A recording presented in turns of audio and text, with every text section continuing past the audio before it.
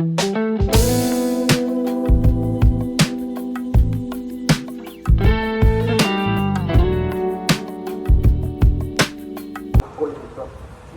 அடையாளமாக அவர்கள் காட்டுவது செம்மறி. அந்த செம்மறி தான் நாம் புதிய ஏற்பாட்டிலே பார்க்கக்கூடிய கிறிஸ்து என்கின்ற செம்மறியினுடைய ரத்தத்தின் மூலமாகத்தான் நாம் அடையாளப்படுத்தப்பட்டிருக்கின்றோம். எங்கெல்லாம் செம்மறியினுடைய ரத்தம் தெளிக்கப்பட்டிருக்கின்றதோ அந்த இல்லத்தில் இருக்கக்கூடிய தலைமையானது காக்கப்பட்டது. எவரவர்களது கழுத்தில் இருக்கக்கூடிய சிலுவை அடையாளத்தின் மூலமாக பேரானது நாம் காக்கப்படுகின்றோம். திருமுழுக்கு பெற்றவர்கள் சிலுவையினுடைய அடையாளத்தின் மூலமாக நாம் கிறிஸ்தவர்கள் காக்கப்படுகின்றோம்.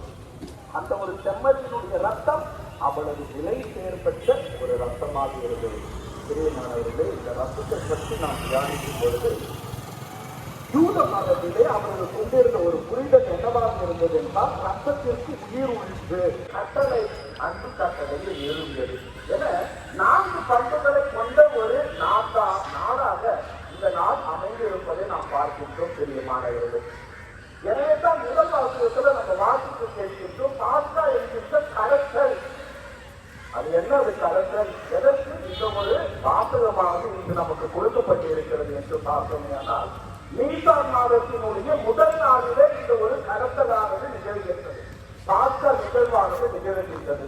இந்த பாஸ்கா நிகழ்வு எதற்காக என்றால், ஆண்டவர் எவரவர்களது இல்லத்தின் முன்பாக இந்த செம்மறியினுடைய ரத்தம் தெளிக்கப்பட்டிருக்கிறதோ அவர்களது தலைப்பேரானது காக்கப்படும் என்பதனுடைய பொருட்டுத்தான் இந்த கடத்தல் தேவதூதர்கள் கலந்து செல்வதை அவர்கள் தயார் நிலையில் செல்வதற்கு தயார் நிலையில் இருந்ததால் அவர்கள் அந்த உணவினை சீக்கிரமாக எவ்வாறாவது நாம் இந்த நாட்டில் இருந்து கடந்து பாலும் தேனும் பொழியக்கூடிய கானா நாட்டினை அடைய வேண்டும் என்று புறப்படுவதற்கு தயாராக இருந்தார்கள்.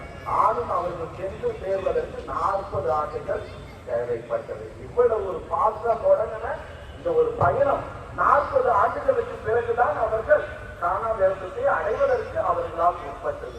பிரியமானவர்களே, இவர்கள் பழைய இந்த பாஸ்காவிற்கும் புதிய பாஸ்காவிற்கும் உள்ள வேறுபாடு என்னன்னு பார்த்தோம்னா, அந்த செம்மறி இது கிறிஸ்து, அந்த ரத்தம் இந்த சிலுவை.